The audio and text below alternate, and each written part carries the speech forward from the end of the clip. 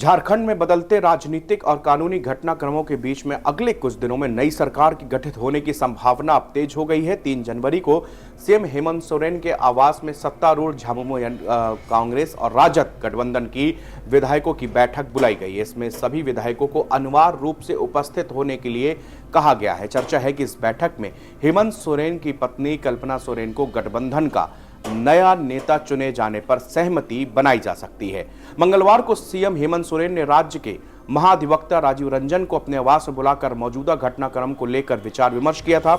इससे थोड़ी ही देर बाद उन्हें सत्तारूढ़ गठबंधन के विधायकों की बैठक 3 जनवरी को बुलाने का निर्णय लिया गया था। दरअसल इस पूरे सियासी घटनाक्रम की वजह है सीएम हेमंत सोरेन के खिलाफ अगले कुछ दिनों में ईडी की संभावित कार्रवाई। हेमंत सोरेन को ईडी ने जमीन घोटाले में बयान दर्ज कराने के लिए अब तक 7 सम्मन भेजे हैं। वो किसी भी सम्मन पर हाजिर नहीं हुए।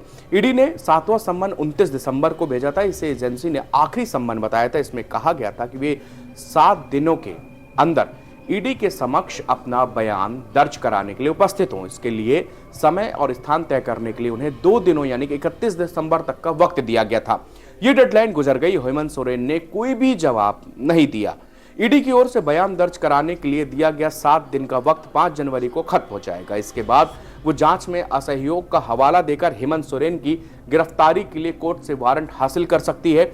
हेमंत सोरेन के नेतृत्व वाले राज्य के सत्तारूढ़ गठबंधन को इस परिस्थिति का अनुमान पहले से था।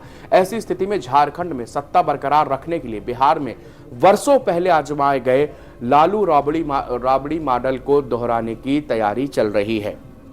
चर्चा की जा रही है कि झारखंड में भी बिहार की तर्ज पर लालू राबड़ी मॉडल दोहराने की तैयारी है। दरअसल साल 1997 में बिहार के तत्कालीन सीएम लालू प्रसाद यादव जब चारा घोटाले में सीबीआई जांच का शिकंजा कसा था तो उन्होंने विधायक दल की बैठक बुलाकर खुद की जगह अपनी पत्नी राबड़ी देवी के नेतृत्व पर सहमति बनाई थी और उन्होंने सीएम की कुर्सी भी संभाली थी।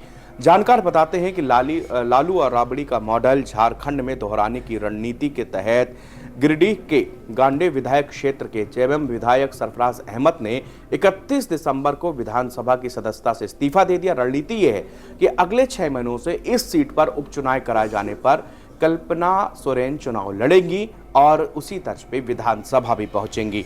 झारखंड की मौजूदा विधानसभा का कार्यकाल 5 जनवरी 2025 में पूरा हो रहा है। नियमों के अनुसार किसी विधानसभा का कार्यकाल अगर 1 साल से ज्यादा बाकी हो तो सीट खाली होने पर अनिवार्य रूप से उपचुनाव कराया जाएगा। खुद सरफराज अहमद ने स्वीकार किया कि उन्होंने राज्य में झारखंड मुक्ति मोर्चा, कांग्रेस और राजद गठबंधन की सरकार को सुरक्षित रखने के उद्देश्य से अपना इस्तीफा यहां पर दिया है। तो इस समय झारखंड की राजनीति में बहुत बड़ी हलचल चल रही है। हो सकता है हेमंत सोरेन पर 1 या 2 दिन में ईडी एक बड़ा एक्शन ले और उसके बाद में कल्पना सोरेन को मुख्यमंत्री बनाया जाए, जैसा कि लालू प्रसाद यादव ने अपनी पत्नी राबड़ी देवी को बिहार का मुख्यमंत्री बनाया था।